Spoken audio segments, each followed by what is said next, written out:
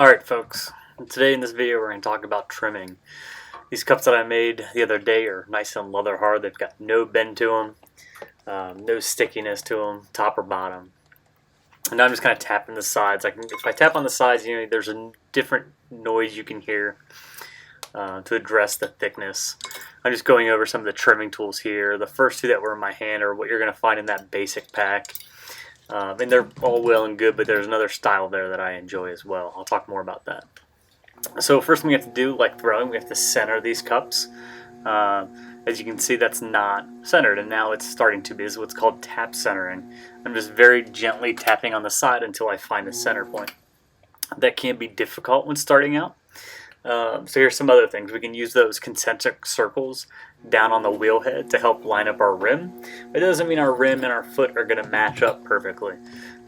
So now I can inscribe a line, circle, on the bottom of this. It's kind of hard to see there on the right.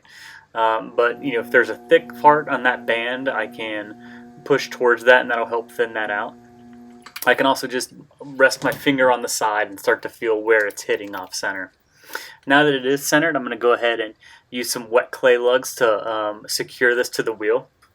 It's important when you do this that your clay is not too overly sticky and that you push straight down so that it kind of conforms to the cup. You don't want to push onto your cup. That might cause warping or cracking, or for it to stick to your cup, and all those things are bad. And then as we do this, we want to make sure that we're holding this down. Okay, so I'm going to go ahead and use, this is like a milk carton bottle cap sort of thing, plastic thing, and I'm going to use this on the top to help distribute the pressure so I can press down. Here I am just trying to initially start removing a bulk of the clay. So you can see I'm holding that tool really firmly in my hand, trying to hold it as close to that cutting edge as I can. And then my left hand's holding the cup down, and it's also helping to steady my right hand. Here's just that bigger loop tool that comes with the toolkits. Again, you can see I'm really trying to hold it as close to the end as I can so that it's really in control of my hand. And as I'm doing this, I'm not really applying very much pressure.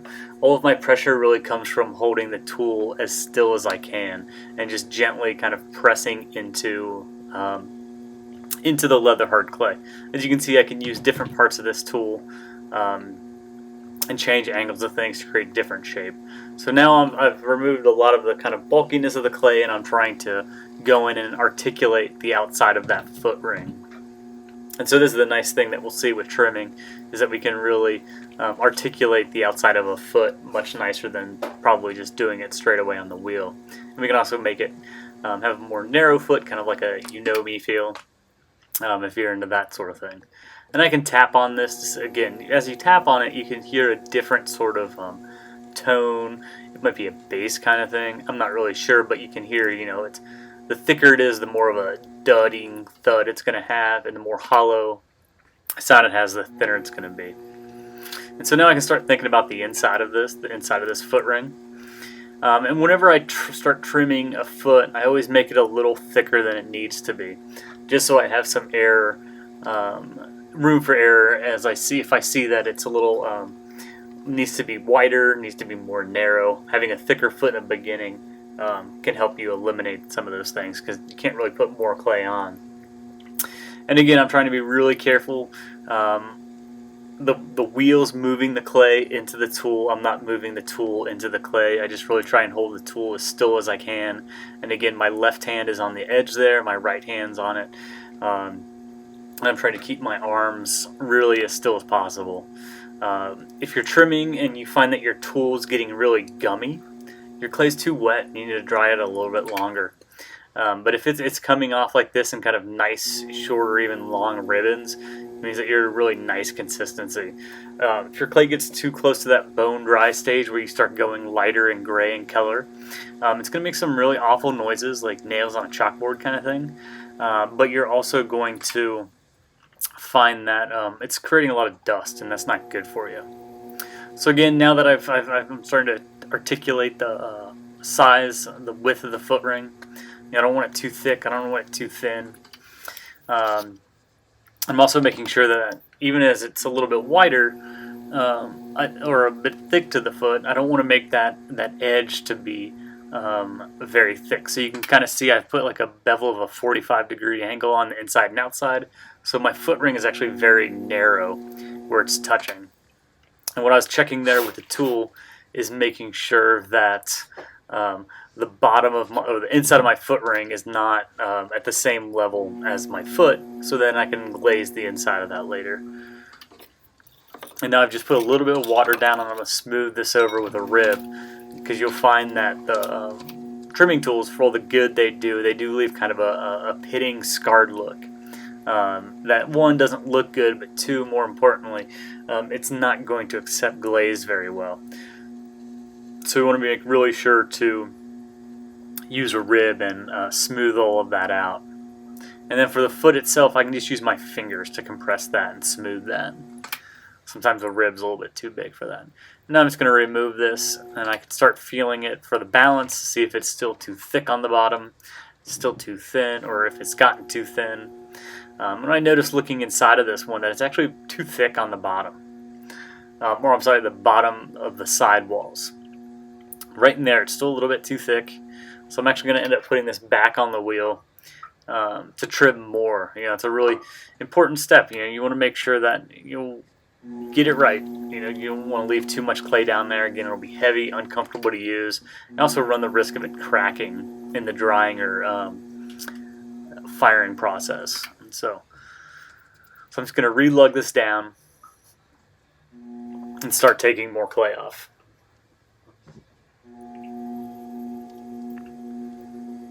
And again, I'm going to put this cap on there to help distribute that pressure, and that way I'm not just pushing in one part on the top. And again, I'm not using a whole lot of pressure pushing into this. If I push too hard with my trimming tool, I'm most likely going to push the cup off the wheel head. So it's important that you're just kind of very gently pressing the tool into it. The tool, they're not sharp enough to really do much, but they'll definitely remove clay for you. And again, my hands, you can see my left thumb is pressing against my my left hand thumb is pressing against the tool, and my hand, again, just another step to try and steady this. Especially this one where I went ahead and added those rib textures on the side. Anytime you're not perfectly round, the tool's going to want to bounce a little bit. So you've got to make sure that you're balanced. And there we go. So now we're going to put this one off to the side. And grab this other cup that's more of like a bowl shape. So it's much thicker on the bottom. And again, I'm just going to tap center, and I got to be careful with this one because the foot itself is off center. If you can see that, I've cut it uneven. So I don't want to go from that direct top spot. I'm going a little bit lower to where it's more concentric. More lugs. I'm going to put my cap down. And this is made like a bowl, so there's a lot of clay down here. So I'm just gonna grab a bigger trimming tool, and just start removing clay. And until I've removed the bulk of this, I don't have to worry about articulating what that foot shape is gonna look like. I just gotta get it down to where I'm able to start finding those things. So again, this is kind of how we want our ribbons of clay to come off, is kind of these nice, ribbons. If they're too sticky or anything like that, you're going to have a lot of problems and your clay is just too wet. Excuse me. So again, I like to kind of switch between different tools. The bigger ones are really nice for removing a lot of clay at once, and some of these smaller ones do a really nice job of kind of finding the nooks and crannies at the shape of the foot and just making a nice curve. So if I've got a much taller foot like this, I really like to create kind of an extreme kind of angling out sort of shape. If a foot becomes too straight up and down or narrow or tapering in, they can be really slippery when you're holding upside down. But if it's flaring out, you've got this really nice space in there to kind of lock your fingers. So I checked the thickness there, so it's feeling pretty good. So I'm just going to go ahead and start working on the inside. And as you're checking the thickness of things, sometimes I'll put my thumb on the inside and a finger on the other.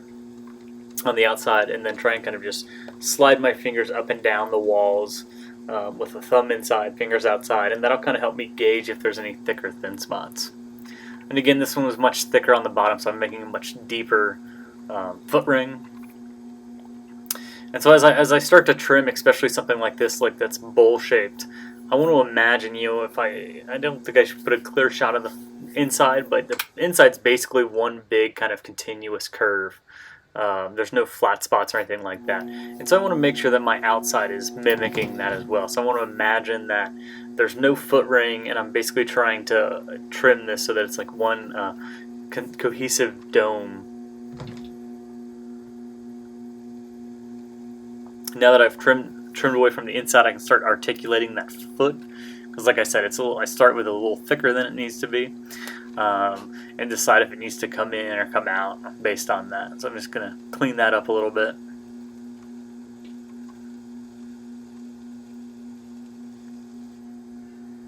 And trimming is one of those things you want to be careful not to rush. If you try and do too much at once, that's when mistakes can happen and things like that. We're not trying to dig into the clay. And again, I'm just putting a 45-degree bevel inside and out of that foot ring, and then just putting a very gentle line on the top of that to really minimize how much of the bowl is, or the cup is actually going to touch the shelf or the table it sits on. And then that bevel also creates a nice part to stop glaze from running. And again, I'm just going to moisten this surface with a little bit of water and go ahead and use my rib to compress all of those trim scars down, get rid of that, get it nice and smooth, or at least a similar consistency as the untrimmed areas. Again, to kind of use my fingers to compress the foot. And we are just about there. Yep, we're going to go ahead and take this off.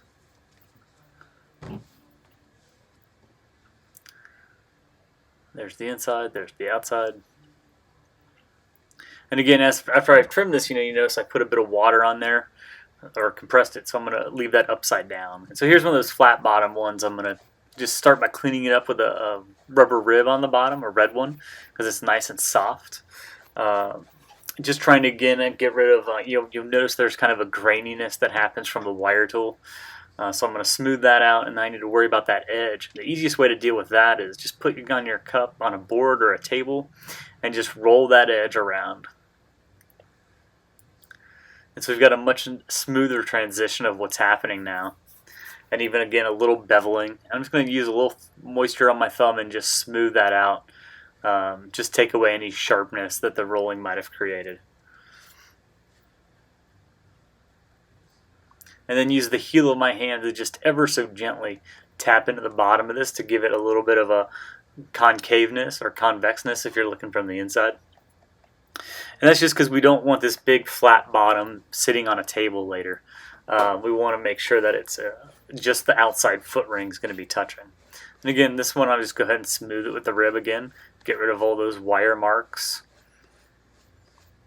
Because a bottom like this we won't be able to glaze, so we want to make sure that it's really nice and smooth as possible before we do anything else to it. Because once it gets too dry, it's going to be hard to smooth. And again, just rolling that edge just ever so gently. Sometimes I'll go a little bit of clockwise, counterclockwise. Smooth that edge. And sometimes this edge can be a little bit bigger like you're about to see on this one.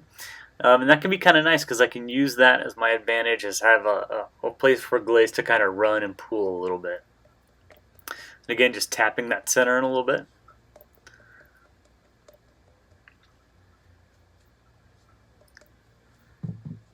And I'm going to leave it upside down. All these cups I'm going to leave upside down before I put a handle on.